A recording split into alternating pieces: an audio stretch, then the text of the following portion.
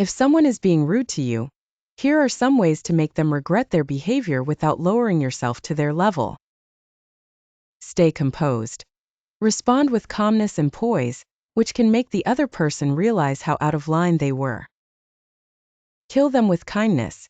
Respond with unexpected kindness or politeness, making them feel guilty for their rudeness. Address it directly. Calmly point out their rudeness, saying something like, "That was unnecessary," or "I didn't expect that from you."